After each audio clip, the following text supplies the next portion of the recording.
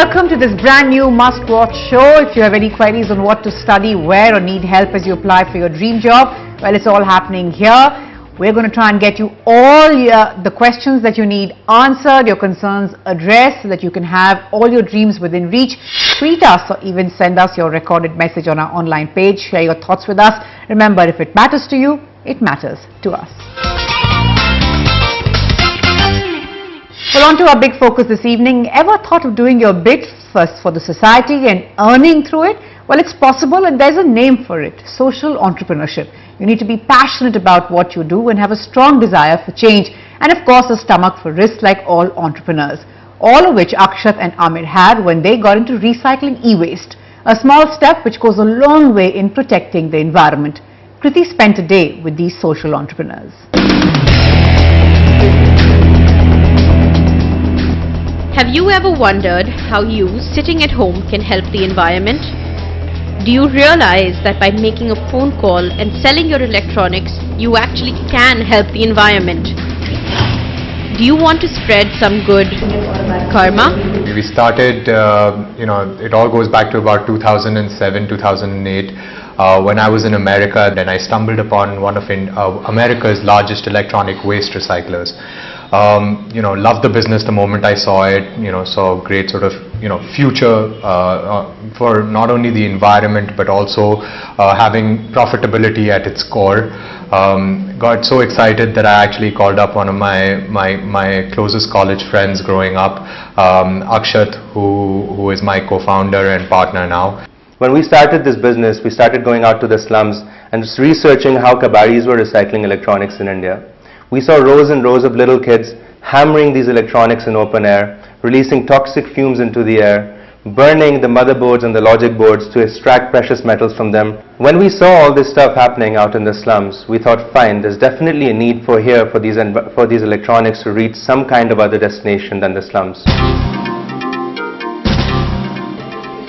And that's how Karma Recycling was born in April 2013, 8 years after Amir and Akshat graduated from Northwestern University near Chicago. Karma Recycling is a startup that deals with the recycling of electronic waste. We often have a mobile phone or laptop lying in our house that we don't know how to dispose of, especially since it has all our data. Once devices are collected from people's households, they're brought into Karma Recycling. The first thing that happens to these devices is that they're all barcoded and given a unique identification number. They are then taken into our engineering department, where they are looked at. If the device is in perfectly working condition and has no faults with it, then after the data wipe, the software is rebooted, the device is repackaged and resold in the market to somebody who needs a second-hand device. All the working spares are kept separately for our own use later. All the non-working spares are completely recycled, dismantled back into metals and plastics for reuse and recycling. The organization runs on a simple philosophy. What may seem as useless to one person can transform someone else's life completely. We have in India, wireless devices are now close to 35 million devices are being added, smartphone devices, every year in India. What has been found is that there is a very large social impact to reuse as well. Studies have found in both the West and in India that for every increase of 10% in smartphone and smart devices penetration in the country, it results in almost a percentage of economic GDP growth. The possibility to reuse devices that are taken from people's homes and given to farmers and people in Tier 2, Tier 4 through 7 towns, which is essentially what Karma does, lands up leading to large economic growth and possibilities for people as they come around the mobile economy. The ability to change someone's life may sound appeasing to many, but aren't our local kabadiwalas doing the same thing? That's recycling too, isn't it? When you go through the formal recycling channels, you ensure that this waste that is being unscientifically treated is now scientifically treated and is actually being used to generate metals, plastics that go back into the product development life cycle. A lot of us have phones in our drawers or almiras, old laptops, old tablets. We don't know what to do with these devices. Most people will either keep them in there because they don't want to give it to a kabadi, because they're attached to that device, or because they don't know what might happen to the data within that device once it's given to someone else. You can give it to the kabadi wala, who will take it out to the slums, but in the manner in which they will recycle this electronic is extremely harmful to the environment. That's something to think about right there. The recycling we have been doing or thinking that we have been doing is not recycling at all. At Karma Recycling, we offer you a way to, we come to your house, we collect your old electronics, we assure data wipe, we send you a payment. The end of a usefulness of a device to you doesn't mean that it's completely useless to everyone else in the world. The application of science in recycling materials is something most of us haven't thought about. Things are being done the way they have been done for years. With more electronics in our home and pocket now more than ever, new rules must be written for reusing our electronics the best way possible. When you go through formal recycling channels and reuse companies such as Karma, you ensure that the price in the reuse market is a barometer for manufacturers to understand how long their products are lasting. Now that's some good karma you can do right there.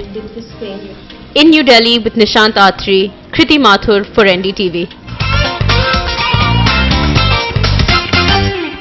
Right, so for all of us not very familiar with this, what does it entail? What does it mean? What are the opportunities and options that you have for you after studying this?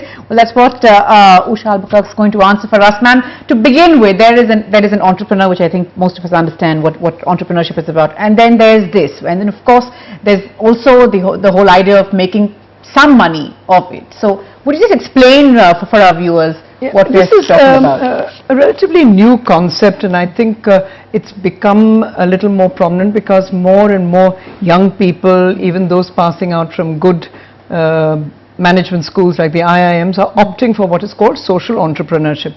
What it really means are individuals who are finding innovative sort of solutions to some of the social problems that affect society. And then what they're doing is creating an enterprise which is sustainable and which may have profit as a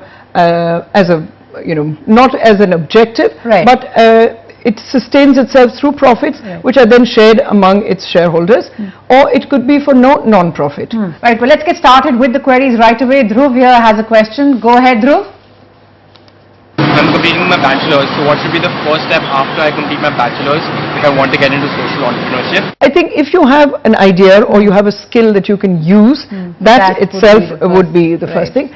The second thing is a great amount of commitment, because you're not looking at it as a commercial venture. Commercial to the extent that if the profits are shared, but it's not a pure profit purpose. And they're not driven by the profit. Not driven by the, exactly. The second is a certain amount of maturity and emotional stability, particularly if you're looking at working with underprivileged or sections of society where there could be, problems where, you need a certain maturity of being able to handle the kind of problems that you're envisaging from day to day. And of course, a great deal of hard work and willingness to undergo all kinds of difficult conditions before you're able to set it up. Lots more queries. Let's try and take as many as we can. Rahul here has a question. Go ahead, Rahul. I'm currently pursuing MHRD from Delhi University. My concern is that why we focus so much of grabbing the highest package being offered in the campus. Instead of we should focus on developing the budding entrepreneur in the campus. But there may be more than one view on that. But it's an interesting question to get, because this is not really something that's been in focus. The headlines are usually grabbed by those who get, the most lucrative placements But there again, that's what I find is changing right now. There are many, as I said, even from the IITs, IIMs, who are really not looking for the big job package and that kind of thing. And I think even the management institutes, there are some of them that are encouraging what they call incubation centers, where they're helping entrepreneurs set up their venture or giving them some of the skills that they may require. And I think management itself, without necessarily having a course or a training program. Management itself encourages you to, Right, and entrepreneurship prepares you, yes, and of is course it part of prepares you, right, management, you right, know, so right. you need to know how to manage a venture, and if you also have the other Right. skills and qualities. Right. So it's fair to say that you need to have all the skills that say your regular entrepreneur would have. Yes. But alongside it, you need Yes. to have a great desire for change and a deep commitment as well. Right. Prajita from the Delhi School of Economics has a question.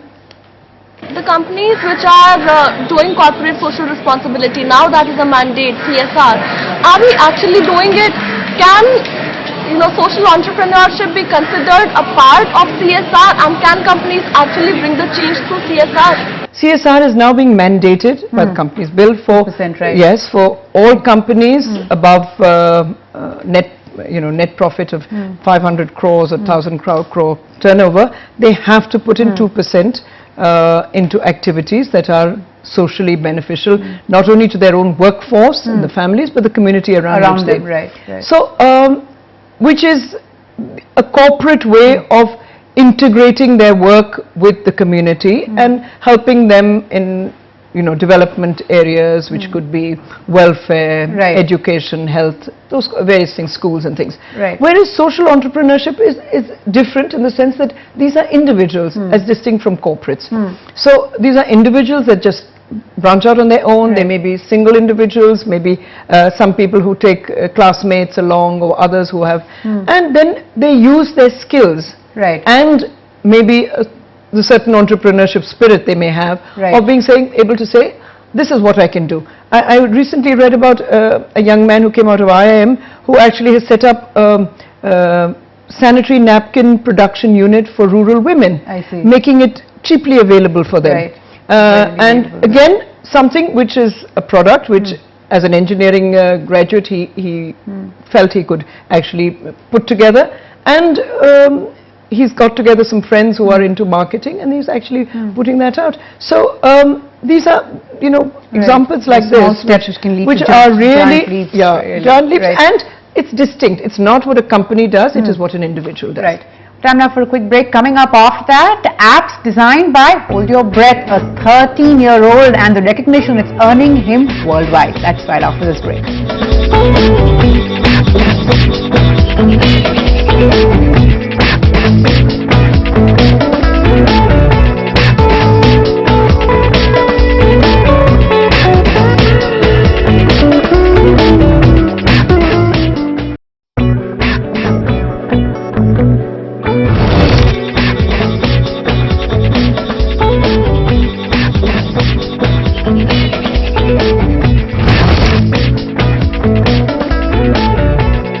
And now, let's take a look at this report. He's 13, but that hasn't stopped him from winning a prestigious award, that too from MIT. Arjun from Chennai has created not one, but two apps that have been recognized globally. How does this teen do it? Sam Daniel finds out.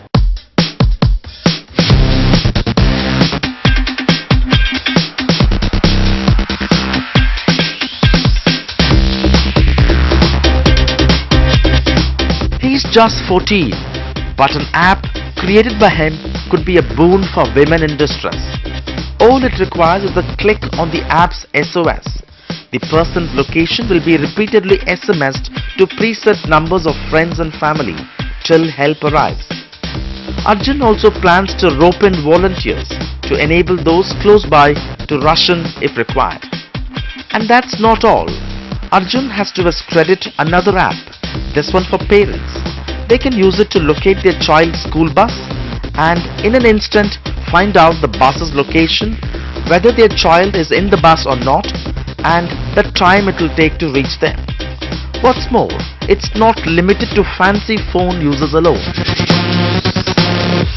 I'm trying to start my own company, so it's called Lateral Logics, and I'm trying to build it like make it something like Google or Microsoft.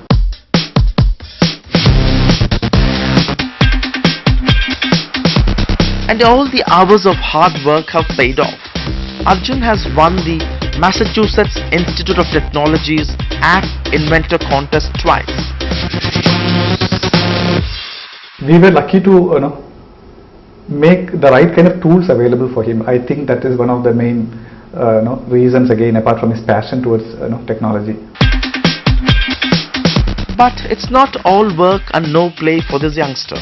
His family says they want to keep the pressure away to ensure he does not lose out on the fun. In Chennai with camera person Sukumar, Sam Daniel, for NDTV. And Arjun in fact joins us on the program. Arjun, when did you start getting interested in electronics to this degree? From the very first, I'm very much passionate about technology, and I started learning electronics and the basic things, and then I got interested in this robotics and all. So I learned that robotics includes both electronics and programming. So I started learning programming also. So first I started with basic programming languages like QBasic and something like that. I started learning programming when I was something like 10 years or something. Then I moved on to higher programming languages like Visual Basic and C, Java, something like that. You've of course won a huge award. Now I would imagine the celebrations were underway, perhaps the party is still on. What was your family's first reaction? What was the first thing your parents said after you won? Last year I won the first prize in a MIT App Inventor contest. This was basically like making an Android application. So what I did was it called a Easy School Bus Locator. So it helps parents to track their what school bus. The conductor in the school bus, they will be having an Android mobile with my app inside it. So that app will transmit the bus location in the server. If the parents have an Android phone with internet connection, they could download my app and they could see the bus location lively on the phone. And if they don't have an Android mobile, they could use their normal mobile phones and send a SMS stating WMC to their the bus conductor.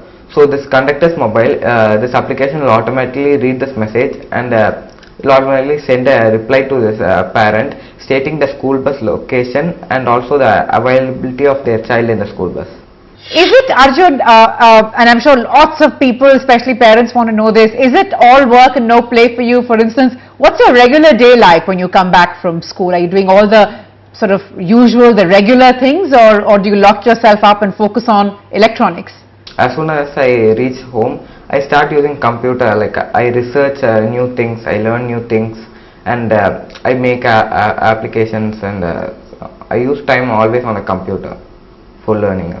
So how did you start coding when you were so young? What was the one thing that got you started? I first got introduced to the Scratch programming language. Actually, my dad introduced it to me. So that was some basic things. In your circle, are there others, your friends who perhaps look up to you and wonder how you do it? Do they want to learn how to code? Do you teach them? Is most of your conversation now around coding, or just the whole lot of other stuff that teenagers your age would perhaps spend time on? Yeah, I help my friends to learn this kind of stuff, but they don't spend this much time on the computer. Like they're more they think that academics is the first thing. And what are your plans next? What do you want to do in a few years from now? What profession, for instance, do you want to take up? Actually, I want to start my own company. I started my own. It's called Lateral Logics, and I have a website for that. It's basically an Android application development company. So I want to make it something like Google or Microsoft. But tell me one thing, you know, you sound very, very down to earth, not carried away in the least by these big awards and recognitions, but do you really feel like a regular boy? I mean, there's of course a lot of focus on you, and perhaps it comes with its fair share of pressures as well.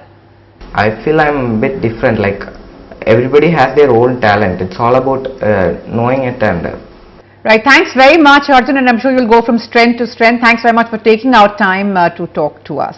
And if you know someone who deserves to be featured on the show, who's earned a spot in this chair right here, well, remember, you can always touch base with us. Tweet us, get onto our Facebook page or also our NDTV page. Just get in touch with us. And we all have our favorite school and college memories. The celebrities are no different. Here's what one of them remembers from his schooling and college days. Take a look at this. Goodbye, good night. I remember when I was 7, I think it was. It's not a very nice story actually. I kissed a girl, forcibly so. Yeah, and then I was punished, and my punishment was to do jhadu of the foyer. Find out how you can get solar energy in your home and why some students push themselves to master a foreign language. O turismo está crescendo, então estamos precisando de pessoas que falam português. Tomorrow on Heads Up at 6:30 p.m.